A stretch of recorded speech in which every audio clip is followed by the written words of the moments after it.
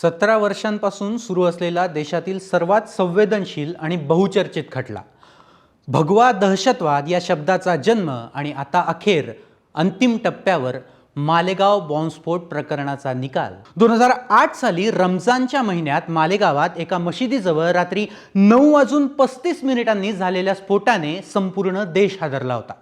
या भीषण स्फोटात 6 निरपराधांचा खून झाला आणि 101 जण जखमी झाले।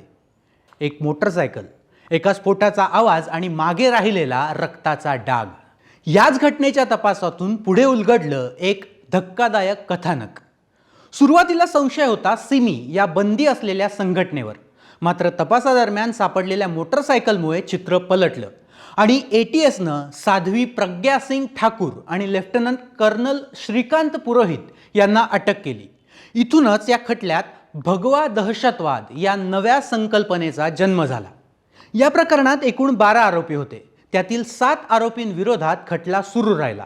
यात साध्वी प्रज्ञा सिंग ठाकूर, कर्नल पुरोहित, रमेश उपाध्याय, समीर कुलकर्णी, अजय रहिरकर, सुधाकर द्विवेदी आणि सुधाकर चतुर्वेदी यांचा समावेश होता।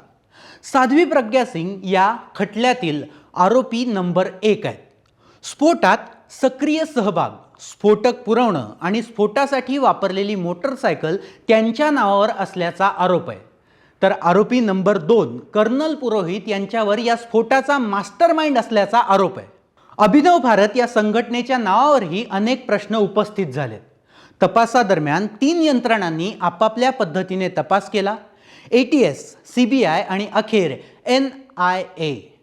17 वर्षांच्या खटल्यात 4 न्यायाधीश बदलले गेले, 332 साक्षीदारांची साक्ष झाली आहे, मात्र त्यातील 40 साक्षीदारांनी साक्ष बदलली आहे आणि 25 साक्षीदारांचा मृत्यू झालाय। 2017 मध्ये आरोपींना जामीन मिळाला, 2018 मध्ये आरोप निश्चित झाले, तर 2023 आणि 24 मध्ये साक्षीदारांवर दबाव टाकल्याचे आरोप पुन्हा ऐरणीवर आले होते। आम्ही या प्रकरणावर लक्ष ठेवून तोपर्यंत पाहत रहा सरकारनामा।